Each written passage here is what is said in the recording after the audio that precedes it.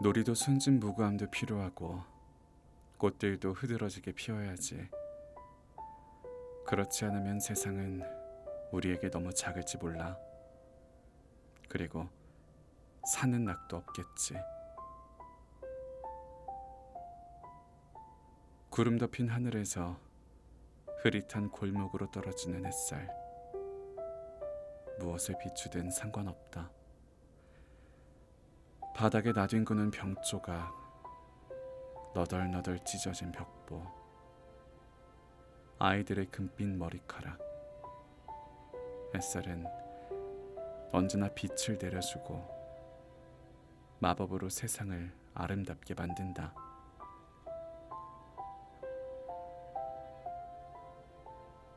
사춘기가 시작될 무렵 가끔 높은 산 위에 홀로 서 있곤 했다. 그리고 한참 동안 먼 곳, 제일 뒤쪽에 있는 부드러운 언덕들 위에 피어오른 옅은 안개를 바라봤다. 그 언덕들 뒤에는 세상이 깊고 푸른 아름다움 속으로 가라앉아 있었다. 내가 열망하는 싱그러운 영혼의 모든 사랑은 커다란 동경 속으로 합류했고, 마법에 걸린 눈으로 멀리 부드러운 푸른색을 들이마신 눈에는 눈물이 촉촉히 맺혔다. 가까운 고향은 내게 너무 서늘하고 너무 딱딱하며 너무도 분명하게 안개나 비밀이 없는 것으로 여겨졌다. 그리고 저 건너편에는 모든 것이 너무나 부드러운 색조를 띠고 있었고, 듣기 좋은 음향, 수수께끼, 유혹으로 넘쳐 흘렀다.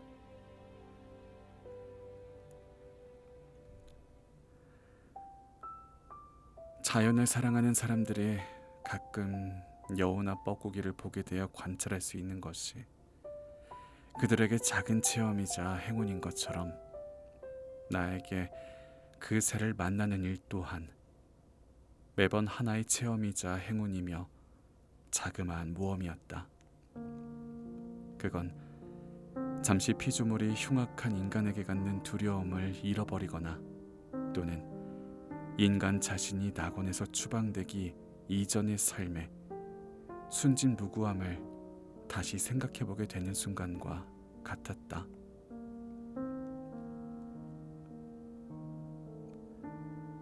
나무는 내게 언제나 가장 감동적인 설교자다. 나는 나무가 사람들 틈에서 숲과 정원 속에서 자랄 때를 존경한다. 한 그루씩 따로 자라고 있을 땐 더욱 존경한다. 나무는 고독한 사람 같다. 어떤 약점 때문에 몰래 도망친 은둔자가 아닌 베토벤이나 니체처럼 위대하면서도 고독한 사람 같다. 우듬지에선 세상의 소리가 살랑거리고 뿌리는 무한함 속에 쉬고 있다. 하지만 나무는 쉬면서 자신을 잃어버리지 않고 온 힘을 다해 단 하나를 얻으려 애쓴다. 다시 말해, 자신의 내부에 깃들어 있는 고유한 법칙을 실현하고 자신의 형상을 완성하며 자기 자신을 표현하려 애쓴다.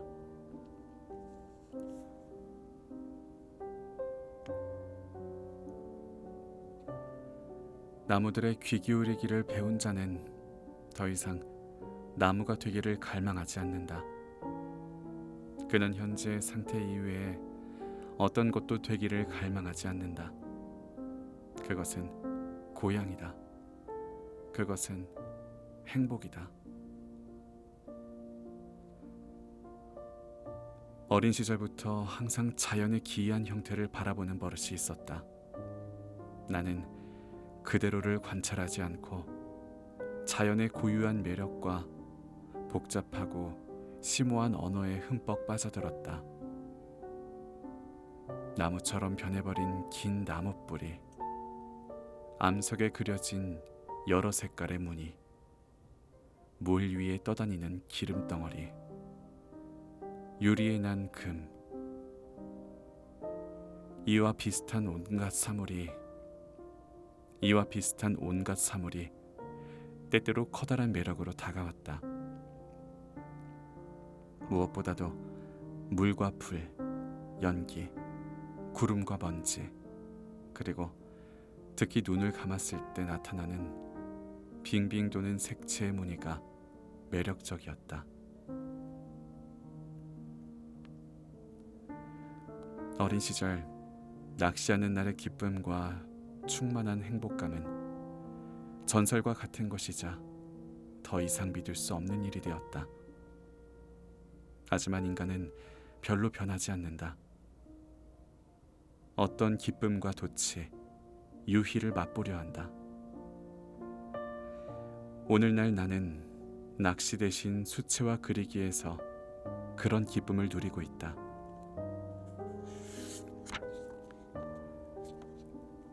그림 그리기 좋은 날씨에 징조가 보이면 나는 늙어버린 가슴에서 소년 시절 방학 때 맛보았던 희열, 뭔가를 하려는 마음가짐과 의욕의 조그만 메아리가 다시 아련히 울리는 것을 느낀다.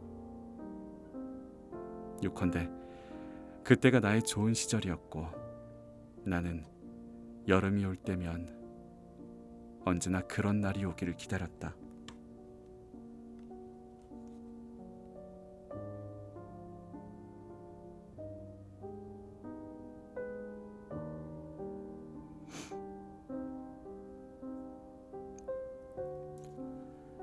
여름 몇 달간 나의 주된 작업은 문학이 아니라 그림이다.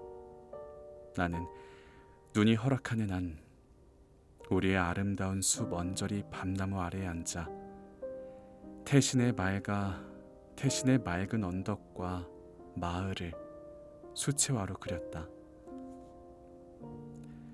10년 전에 이미 나는 지상의 그 누구도 나만큼 그곳을 자세히 아는 사람이 없을 것이라 자부했는데 그 이후로 더 많은 것을 더욱 속속들이 알게 되었다.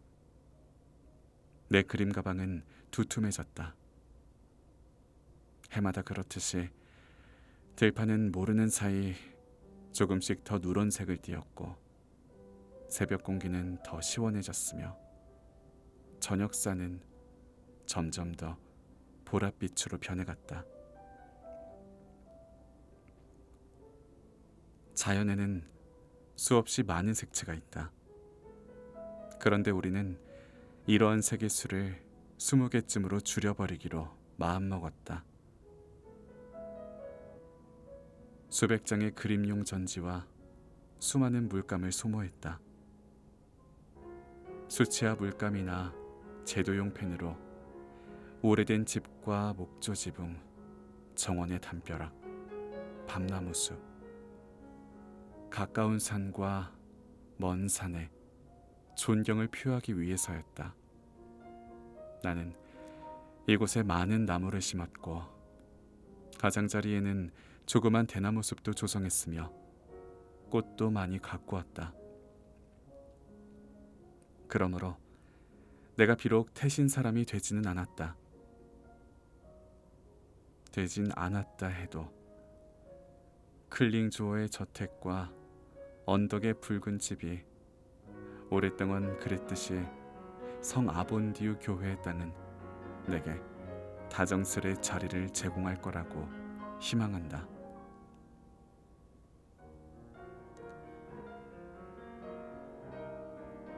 내게 문학보다 그림 그리기가 더 중요하다는 것을 보여주기 위해 나는 사파가가 되어 다른 작가의 책을 2번이나 그림으로 장식하기도 했다.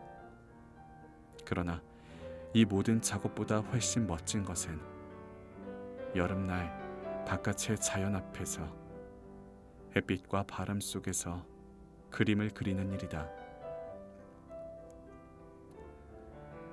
여름을 제대로 즐기려면 내게는 3가지가 필요하다. 찌는 듯이 덥고 자결하는 누런색 밭, 높고 시원하며 고요한 수, 그리고 노를 젓는 많은 날, 노 젓는 날들 말이다. 호수와 산 너머 푸른 하늘이 찬란히 빛나는 날, 대기가 더위에 떨리고 태양의 열기에 배의 목재가 삐걱거리는 날을 생각한다. 그런 날이면 사람들은 책 넓은 모자를 쓰고 반나체로 눈부시게 빛나는 호수에 가서 수영을 즐기거나 호숫가의 짙은 숲을 속에서 휴식을 취할 수밖에 없다. 그리고 나는 하늘이 구름에 뒤덮이고 상쾌한 바람이 불 때 은색 물 위를 가르며 노젓는 나를 생각한다.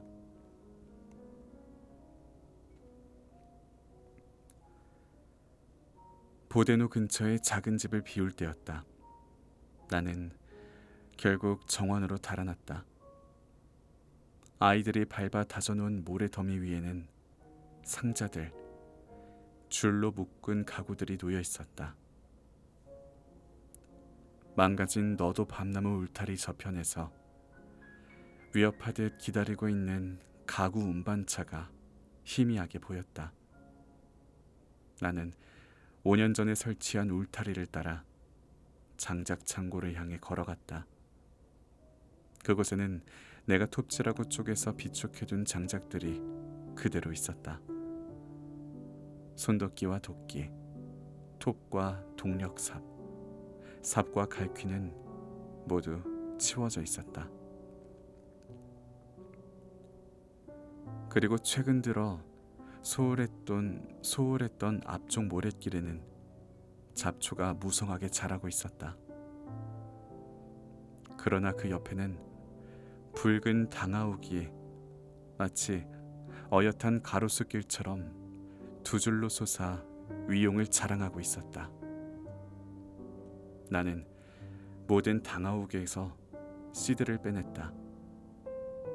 그 씨들을 새로 이사하는 집에 가져가 이곳과 비슷하게 심을 생각이었다.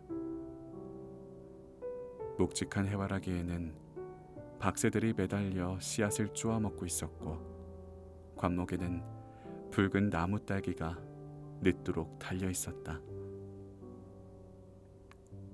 그런 뒤 쉬는 시간에 해묵은 등나무가 완전히 뿌리를 내린 테라스에 가본다. 혹시 날씨가 맑아졌는지 산이 보이는지 살펴본다. 또는 황폐해진 정원을 바라보며 많은 노력을 기울여 그것을 어떤 모습으로 만들지 생각해본다. 또한 나무들 밑에 과일, 꽃밭에 늦게 핀 꽃, 뒤늦게 조그만 열매가 열린 황폐한 상록 관목의 덩굴, 그리고 벌어진 껍질 사이로 반짝이는 갈색 밤나무를 발견한다. 즐거운 마음으로 봄을 기다리며 조그만 정원에 콩과 상추, 목서초와 금년화의 씨를 뿌리고 썩은 찌꺼기로 거름을 준다. 나는 이런 식물들을 회상하고 다가오는 식물의 종을 미리 생각한다. 다들 그러듯이 나 역시 이런 질서 있는 순환을 자명한 일로, 그리고 진정 아름다운 일로 받아들인다. 가끔은 씨를 뿌리고 수확을 하는 문제에서 지상의 온갖 피조물 중 단지 우리 인간만이 사물의 이런 순환을 비난하며 모든 사물의 순환이라는 불멸성을 넘어 우리에게 개인적이고 고유한 특별한 불멸성을 가지려 한다는 것이 얼마나 특이한가 하는 생각이 잠시 들기도 한다.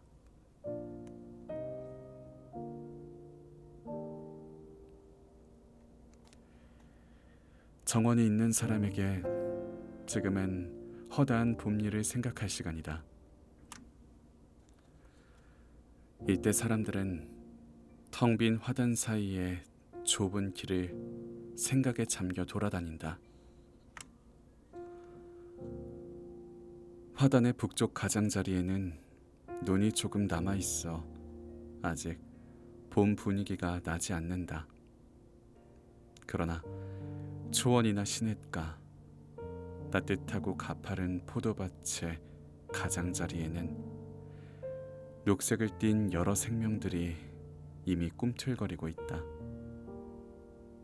풀밭에는 벌써 수줍고도 즐거운 삶의 의욕을 지닌 최초의 노란색 토끼풀이 기대에 차 눈을 크게 뜨고 조용한 세상을 들여다본다. 그러나 정원에는 눈송이 말고는 아직 모든 게 죽어 있다.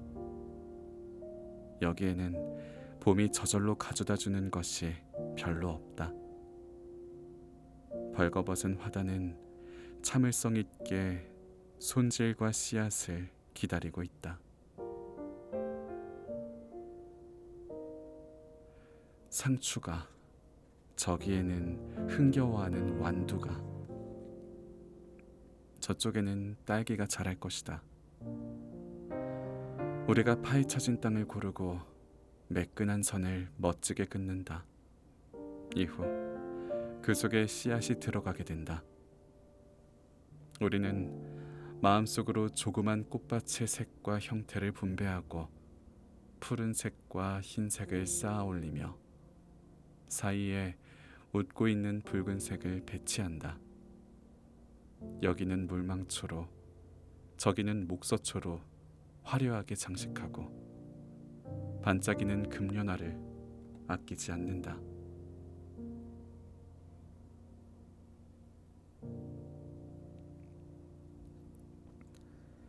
일을 해나가면서 어리석은 기쁨의 물결이 잦아들고 조용해진다. 이상하게도 이 소소하고 무해한 정원일이 다른 종류의 동감과 생각으로 우리를 사로잡는다. 그것은 정원을 꾸밀 때 느낄 수 있는 창조자의 즐거움이나 오만 같은 것이다.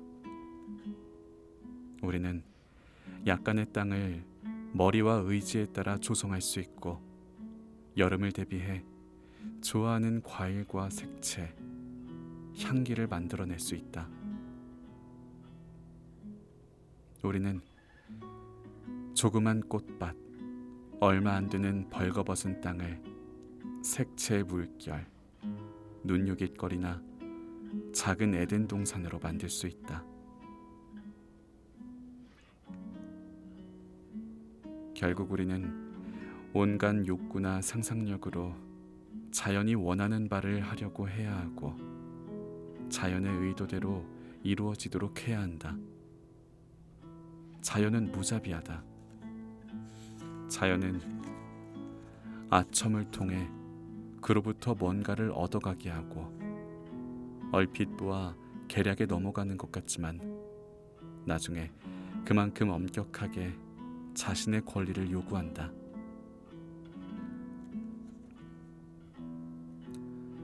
우리는 정원일을 즐기는 사람으로서 너무나 짧은 더운 몇 달 동안 많은 것을 관찰할 수 있다.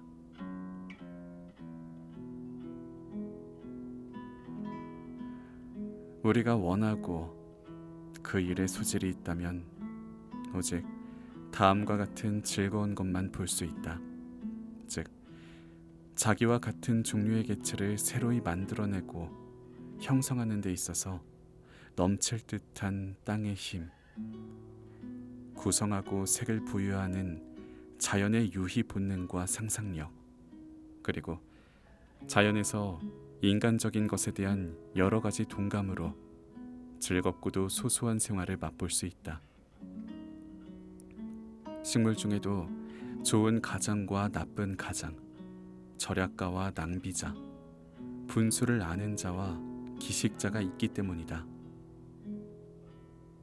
성질과 삶이 편협하고 속물적인 식물이 있는가 하면 주인이나 향유가처럼 그렇게 구는 식물도 있다. 그들 사이에는 좋은 이웃과 나쁜 이웃, 우정과 혐오가 있다. 거칠고 방자하며 무절제한 짓을 하면서 살아가고 죽는 식물이 있다. 창백하고 힘들게 살면서 애처롭게 굶주리는 불쌍한 식물이 있다. 어떤 식물은 생식하고 증식하며 믿을 수 없을 정도로 무성하게 번식하는 반면 후손을 이어가기 위해 힘겹게 꿰어야 하는 식물도 있다. 정원에서는 모든 생명의 순환이 다른 어디에서보다 더 자세하게 분명하며 뚜렷하게 보인다. 정원의 계절이 시작되기 무섭게 쓰레기, 사체, 잘린 어린 싹, 다듬어진 줄기, 질식하거나 그 밖에 다른 이유로 죽은 식물이 생긴다. 매주 더 많아진다. 그런 것은 모두 부엌 쓰레기, 사과와 레몬 및 달걀 껍데기, 그리고 온갖 종류의 먼지와 함께 거름더미에 올라간다. 시들고 사라지고 부패하는 건 중요한 문제다. 모든 것은 감시되며 아무것도 내버려지지 않는다. 해와 비, 안개와 공기, 추위는 정원사가 주의 깊게 감시하는 아름답지 않은 쓰레기 더미를 분해한다. 그리고 다시 한 해가 저물고 정원의 계절이 지나가는 순간 이 모든 사체는 빠르게 썩어 다시 땅속으로 들어간다. 땅을 검고 기름지며 비옥하게 만든다. 얼마 지나지 않아 흐릿한 흙더미와 죽음으로부터 새로이 싹이 자라나고 부패하고 해체된 것이 새롭고 아름다운 색색의 형태로 힘차게 돌아온다. 인간에게 그토록 많은 어려움을 생각하게 하는 이 모든 단순하고 확실한 순환이 조그만 정원마다 조용하고 급하게 분명히 일어난다. 아무튼 자연은 자비롭다. 결국 게으른 자의 정원에도 어떤 부분은 시금치로, 어떤 부분은 상추로 가득 차고 약간의 과일이 열리며 관상용 여름꽃이 만발할 것이다. 그대는 동경에 이끌려 여행한다. 더 아름답고 햇빛이 더 잘 비치는 나라로 여행한다. 우리의 가슴은 활짝 열리고 좀 더 부드러운 하늘이 우리의 행복을 활짝 펴준다. 그곳이 이제 우리의 낙원이다. 보려무나 다시 두둥실 떠가고 있구나. 잊힌 아름다운 노래들의 나지막한 선율처럼 푸른 하늘 저쪽으로. 오랫동안 떠돌지 않고 온갖 시름을 앓지 못하는 사람은 구름을 이해할 수 없어 방랑의 기쁨을. 해님과 바다와 바람처럼 난 흰 구름을 사랑해. 집이 없는 사람에겐 누이이자 천사이기 때문에.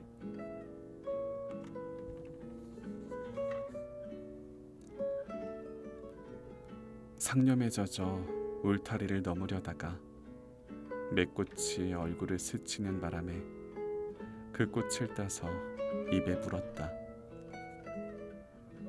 산책을 나가 산 위에서 도시를 내려봐야겠다고 마음먹었다. 이제는 산책도 그런대로 즐거운 계획이었다. 소녀는 산책 같은 걸 하지 않기에 전에는 생각지도 못했을 계획이었다. 소녀는 숲에 가더라도 자신을 도적이나 기사 또는 인디언이라 상상하며 간다. 강에 갈 때도 뗏목꾼이나 어부로서 또는 방앗간을 짓는 몫으로서 간다. 초원을 달릴 때는 나비나 도마뱀을 잡으려는 것이다. 따라서 산책은 무엇을 시작해야 할지 잘 모르는 어른의 품이 있고 약간 지루한 행위처럼 느껴졌다.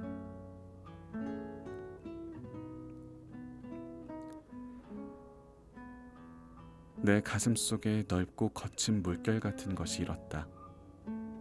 나의 모든 청년 시절이 힘차고도 거침없이 몰려와서 나를 바닥에서 들어올리고는 사람의 발길이 닿지 않은 먼 곳으로 낚아채 가는 것처럼 그대 숲이여, 고요한 검은 숲이여, 그리고 그대 먼 호수여, 그대 물속에 잠자는 섬이여, 그대 먼 산들이여. 나는 아주 멀리 떠나려는 사람처럼 슬쩍 방랑으로의 발걸음을 뗐다.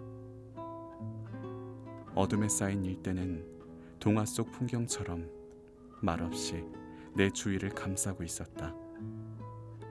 1시간 후 최초의 내거리가 나올 때까지.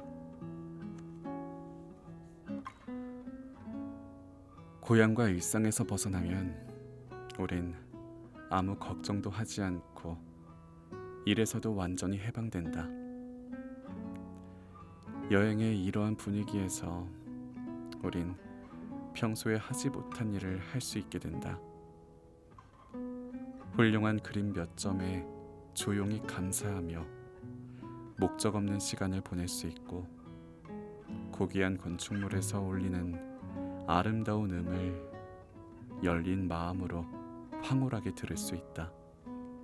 또 어느 풍경의 선을 진심으로 즐기며 따라갈 수 있다. 그때 평소 우리가 의욕과 관계, 소망의 흐릿한 그물 속에서만, 그곳에서만 생각하던 것이 우리에게 그림이 된다.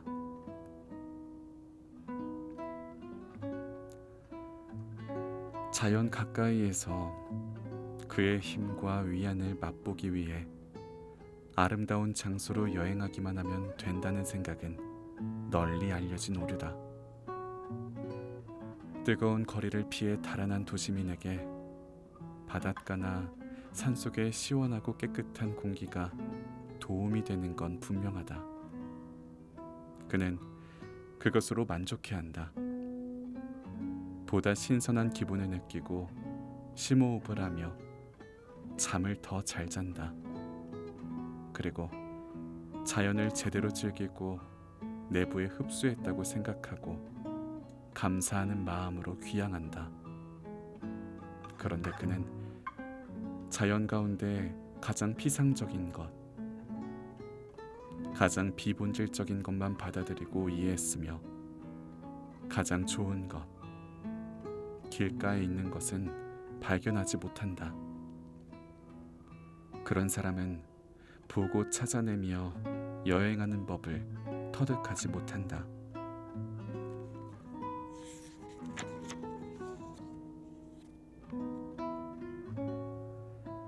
우리는 무엇 때문에 수백 킬로부터 떨어진 곳으로 해마다 여행을 떠나는가? 무엇 때문에 지금보다 풍요로웠던 시대의 건축물과 그림들 앞에서 감사하는 마음으로 즐거워하는가? 무엇 때문에 우리와 아무 상관없는 낯선 민족들의 삶을 호기심 있게 지켜보며 흡족해하는가? 무엇 때문에 기차와 배 안에서 낯선 사람들과 잡담을 나누고 낯선 대도시의 번잡한 거리에 이상하게도 귀 기울이는가? 한때 내게는 그런 것이 배움에 대한 일종의 욕구이자 교양에 대한 열기로 여겨졌다. 당시에 나는 옛 성당의 프레스코 벽화가 그려진 벽 위에서 수첩 가득 무언가를 적어 놓았고, 식사 비용에서 아낀 돈을 옛 조각품들 사진을 찍는 데 썼다. 그 후 그런 일에 실증나게 되었고, 풍경과 낯선 민족성이 관심을 끄는 좀 더 가난한 나라들을 여행하기로 마음먹었다. 그때 이러한 수수께끼 같은 여행 욕구는 내게 일종의 모험심이기도 했다.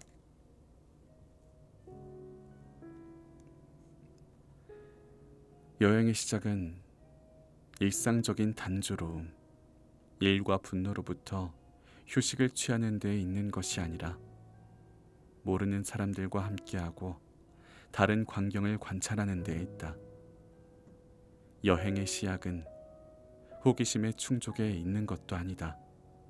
그것은 체험에, 다시 말해 더욱 풍요로워지는데, 새로 획득한 것의 유기적인 편입에, 다양성 속의 통일성과 지구와 인류라는 큰 조직에 대한 우리의 이해의 증진에, 옛 진리와 법칙을 전적으로 새로운 상황에서 재발견하는 데 있다.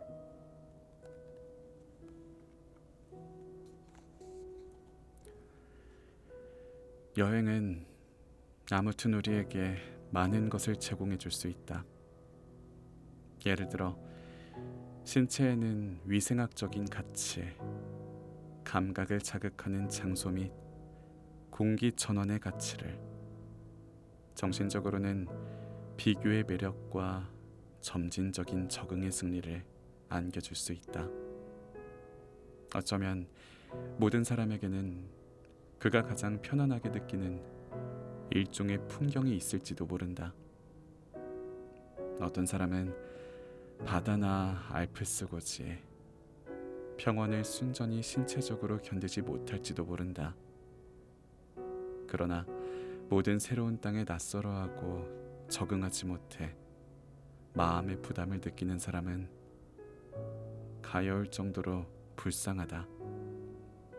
그에게는 여행자의 외적인, 즉 약삭빠른 적응 능력뿐만 아니라 무엇보다 좀 더 고상한 관점이 결여되어 있다. 낯선 풍경을 자신의 것으로 만들지 않는 자, 어떤 낯선 땅에서도 마음이 훈훈해지지 않는 자, 슬쩍 지나친 어떤 지역에서 나중에 일종의 향수를 느끼지 않는 자의 마음 깊은 곳에는 그런 고상한 관점이 결여되어 있다.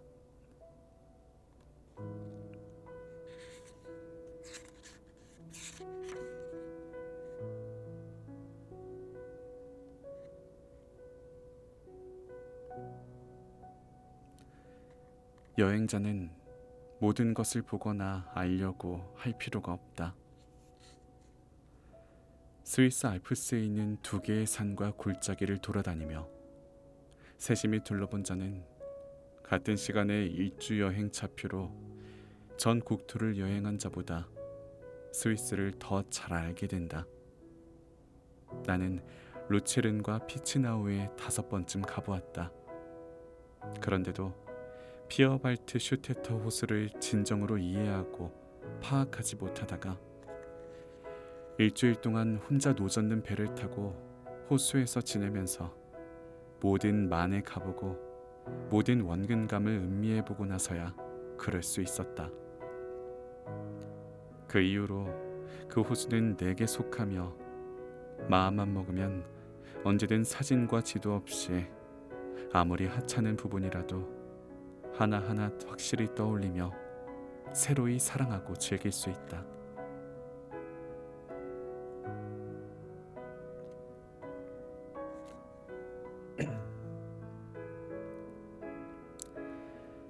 이제 내 여행에 대해 이야기하도록 하겠다. 여름이 다가왔고 그때 내 삶의 선율은 우호적이지 않았다. 외부에서 오는 근심에 시달렸고 내게 위로를 주던 오래된 취미이자 즐거움인 그림 그리기와 독서의 행복은 많이 사라져갔다. 지속적으로 눈의 통증에 시달렸기 때문이다.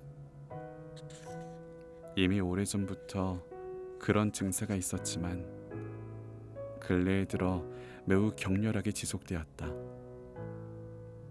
나는 또다시 슬프게도 내 소원이 실현되지 않을 것이며, 그에 따라 내 삶이 다시 의미를 얻으려면 어떤 새로운 징조 속으로 들어가야 한다는 것을 뚜렷이 감지했다. 나는 빨리 여행하는 타입이 아닌지라 내가 이를테면 중세의 단계에 머물러 있다는 것을 부인할 수 없다. 내가 만약 베를린에 갈 결심을 한다면 최소한 12일은 걸리는 여행이 될 것이다. 나의 여행 방식을 인정하고 그것에 큰 이점을 보려면 완전히 전 근대적인 생각을 지녀야 한다. 물론 그 방식에는 단점도 있다. 예컨대 경비가 제법 많이 든다. 그 대신 내 방식으로 여행하면 현대적인 방식으로는 결코 얻을 수 없는 많은 즐거움을 맛볼 수 있다. 그런 즐거움을 얻는 대가로 나는 기꺼이 돈을 치른다. 나는 원래 상상할 수 없을 만큼의 즐거움을 추구하는 사람이므로 그런 즐거움을 특히 높게 평가한다.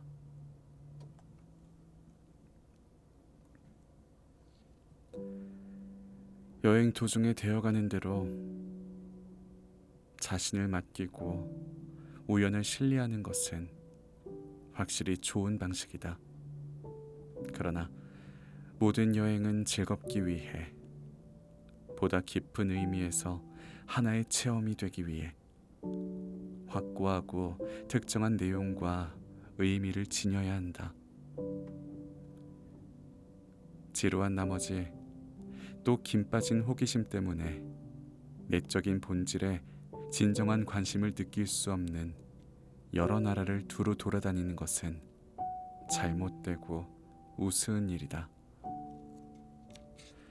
마찬가지로 우리가 정성껏 가꾸거나 희생의 제물이 되기도 하는 우정이나 사랑처럼 신중하게 고르고 사서 읽는 책처럼 모든 유람이나 연구 여행은 좋아하기, 배우려 하기, 몰두하기를 의미해야 한다.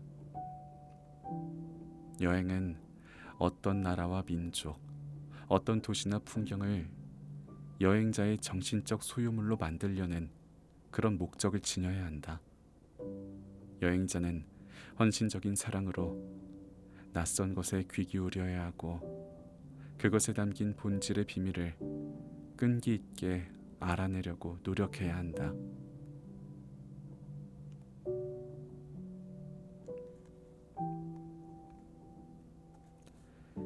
낯선 풍경과 도시에서 단지 유명한 것이나 가장 눈에 띄는 것만 추구하는 대신 근원적이고 보다 심오한 것을 이해하고 사랑의 마음으로 파악하려고 갈망하는 자의 기억 속에는 대체로 우연하고 사소한 것이 특별한 광채를 지닐 것이다.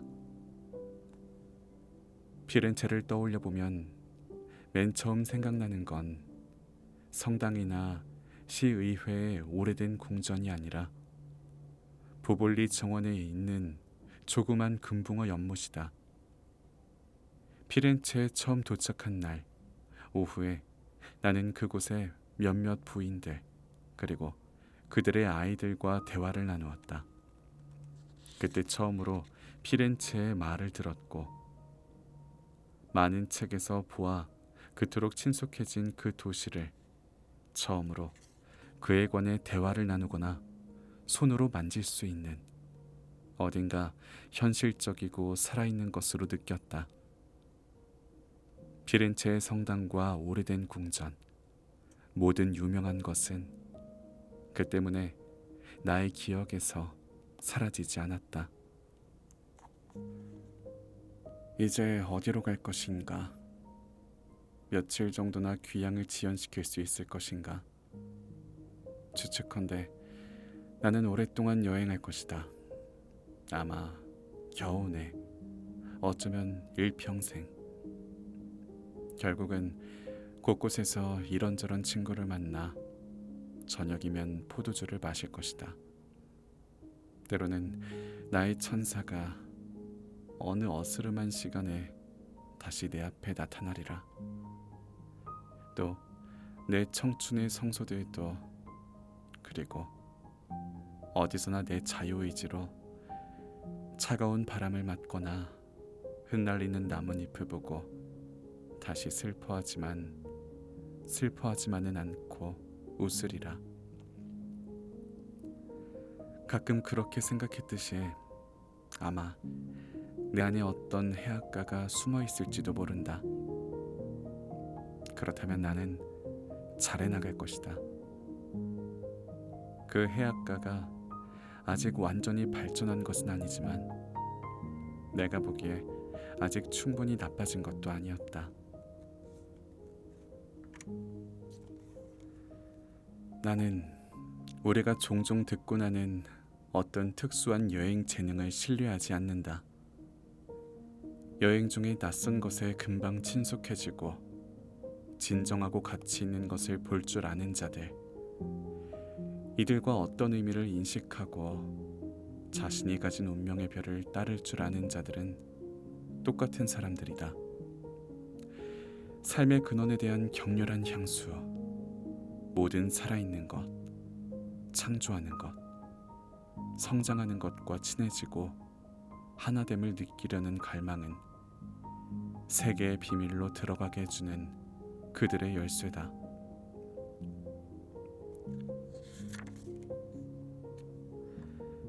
태양이 내 마음속 비추어 주었네. 바람이여, 나의 걱정과 무거운 마음일랑 날려버리렴. 이 세상을 두루 돌아다니는 것보다 더 커다란 희열은 없다네. 평지를 향해 서둘러 발걸음을 옮기다 보면 햇볕에 내 몸 그을리고 바다는 시원하게 해주네. 나는 온갖 감각을 활짝 열고 지상에서의 삶을 함께 느끼지. 새날이 올 때마다 새 친구, 새 형제를 사귀면서 온갖 별의 손님이자 친구일지도 모르는 온갖 힘을 기어코 찬미할 때까지